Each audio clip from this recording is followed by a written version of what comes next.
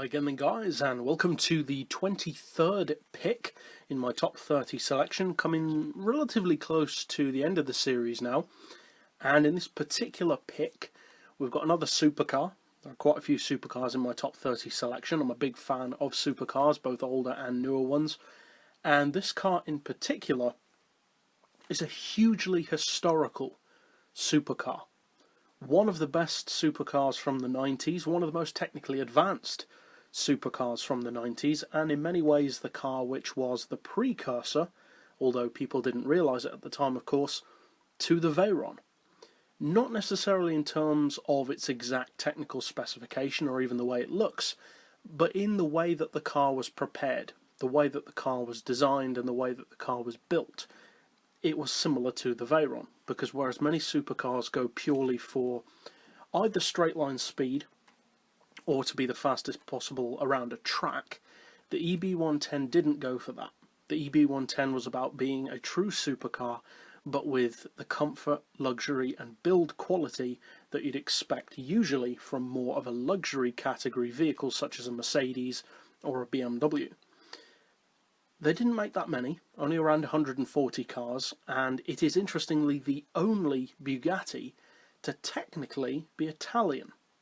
All other Bugattis were representative of France. The EB110 though was manufactured in effect as an Italian car.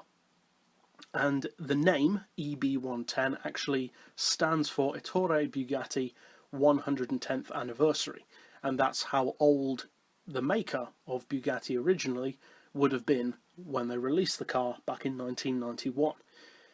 The car was produced by Bugatti between 91 and 95. After that the company liquidated, unfortunately, because of some bad financial choices, and the parts went to another semi-obscure supercar manufacturer by the name of Dor, who made a road-going version of the Porsche 962 Longtail, which also happens to be one of the quickest road-going supercars ever made. Dor then built a number of EB110 Supersports with significantly more power than the Bugatti versions ever had.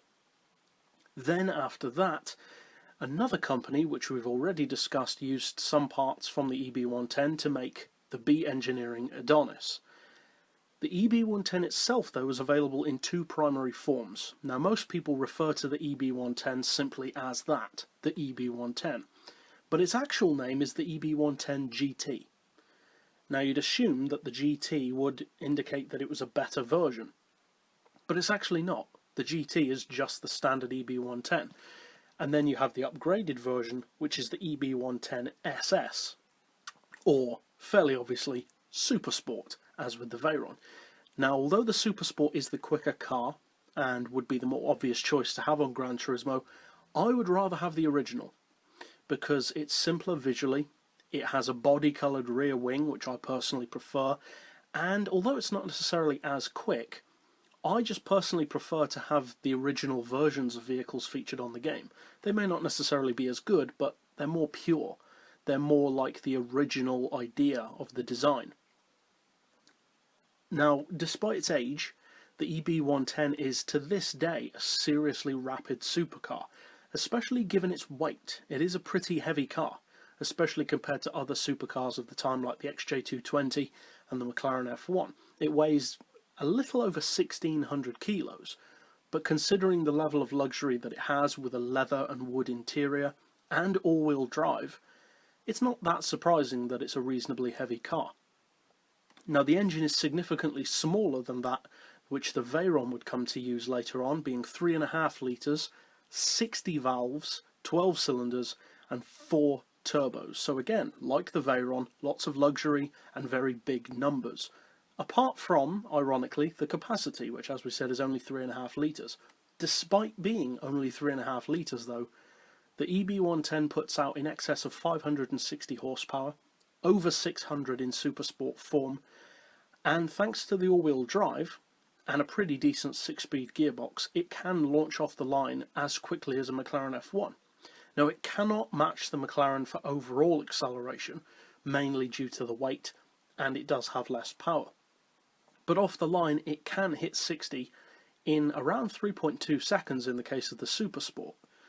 Top speed wise, you're looking at around 212 on the original EB110 and around 216 on the Super Sport. So even by today's supercar standards, that's as quick as, say, an LP640, a Zonda F, or not that far behind stuff like a LaFerrari. Around the track, it's not necessarily the most competitive of supercars. In the 90s it would have been, because you have the advantage of all-wheel drive, whereas many other supercars from back then were quite challenging, to say the least. These days, all-wheel drive isn't that different. Quite a few supercars use that kind of technology, at least to some degree, and aerodynamics have come a long way since then. That being said, the EB110 is one of the relatively few supercars to use active aero. It has a driver-controlled wing which can be deployed to aid downforce. Again, a precursor to what the Veyron would eventually have. Now, a lot of people think that the EB110 is not necessarily the best looking of cars, and I can completely understand that. It is definitely a very odd looking machine. It has unusual headlights, a very unusual and unique back end. Even the interior is a little bit oddball, despite using relatively mainstream luxury items such as the leather and wood. But personally, I like it. It looks like nothing else.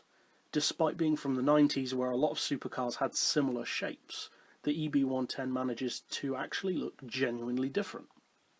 And the prices of the EB110 these days really show just how highly people still think of them. They vary quite a bit, but they are always very, very expensive, and the rarity of the car certainly helps with that, especially when you compare it to other rivals which had more models made, such as the Diablo. Now, Michael Schumacher bought one of these, a yellow one. He had it up until 2003, and if he buys a supercar, you know to some degree it's going to be pretty good. And the EB110 has been featured on some racing games already. It was featured probably most notably in the case of GranTurismo on GranTurismo's main rival, Forza. Now on Forza, there's a little bit of an advantage to the EB110, and I say a little bit, it's actually a big advantage, and that is that on Forza, of course, you can do engine swaps. And on the game, as a result of that, you can convert the EB110 Super Sport, which is the version featured on that game, to having a Veyron Super Sport engine with upward of 1400 horsepower, making it pretty much the fastest car in the game in a straight line. Around corners, not so much, but in a straight line, it's a monster. On GranTurismo, that kind of engine swap is around 99% definite not to happen. Upgraded though, the EB110 could well still be one of the quickest cars in the game. If you consider what it has to work with from the start, with a turbo-aspirated engine, all-wheel drive, and being relatively technically advanced for its time, it's a pretty good platform to work from. It has 6 gears, that quad turbo, a very strong engine through all of its performance range, and the aforementioned all-wheel drive. You can easily strip out all that excess weight, and you could potentially have something which could launch off the line up there with the Veyron, because it could potentially be made to be lighter than the Veyron, being around 200 kilos less anyway. Power-wise, it's hard to say what the upward limit would be when fully tuned, but with around 560 to begin with, in the case of the standard EB110 GT, you're looking at probably 800 or 900 horsepower at least, if not more. Probably more, but say 800 to be conservative. If it were the Super Sport version on the game, probably even more, but not that much, probably around 50 or 60 horsepower more. And as far as performance, given how quick it already is in real life, it would definitely be one of the quickest supercars in the game.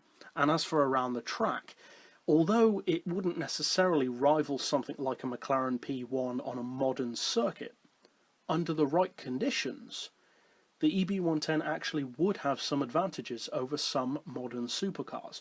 For a start, that extra weight and the all-wheel drive both mean that it is far less prone to wheel spin than many other supercars that have extremely low weight and rear-wheel drive, which can very easily spin out in unsavoury conditions such as rain and snow. I'm not saying it's going to be the next Pikes Peak monster of GranTurismo, but it could potentially have that advantage. In a straight line, it's guaranteed to be quick, We don't really know how quick, but quick nonetheless. And as far as how it would integrate into the game, it would certainly be one of the best, if not the best, overall 90s supercar in the game, considering that we do have most of its rivals. We have versions of the Diablo, we have the Chizetta, we have the McLaren F1 and the XJ220. So it would be right at home among all those cars, and even potentially the Ferrari F40. If the EB110 were to be added to the game, it would leave the lack of 90s supercars to a bare minimum. That would mean we would have the majority of the best 90s supercars on Gran Turismo. There are a couple of others which we wouldn't have, such as the Lister Storm road car and the Door, but for the most part we would have most of the really good ones on the game. And the EB110 is the kind of car which I'm kind of surprised isn't on Gran Turismo by now. It seems a fairly obvious choice, especially now that they have the Veyron. I would have personally much preferred if they had included an EB110, even a non-premium one to be honest, alongside the Veyron rather than having two needless versions of the Veyron, the 2009 and the 2013.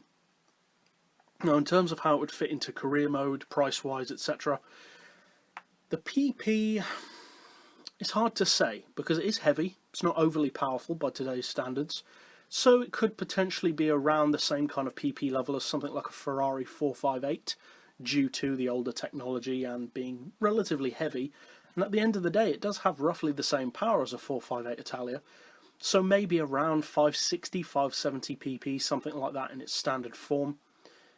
As far as price, that would be hard to say. If it were the Super Sport that we had on the game, which I would personally not rather have of the two, then it would probably have a price of something like 700,000, maybe 6.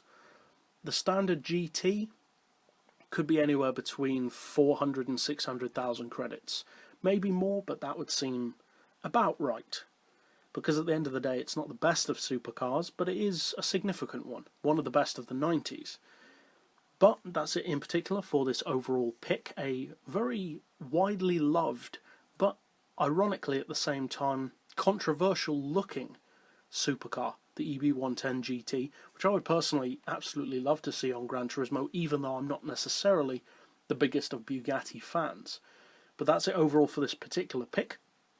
If you are new to this series, of course, feel free to slap down below what cars you would love to see feature on a future Gran Turismo game, be it GT7 or if that turns out to be GT Sport now. We're not really too sure with the latest information from Polyphony, but whatever it turns out to be. But for now, as always, thanks for watching.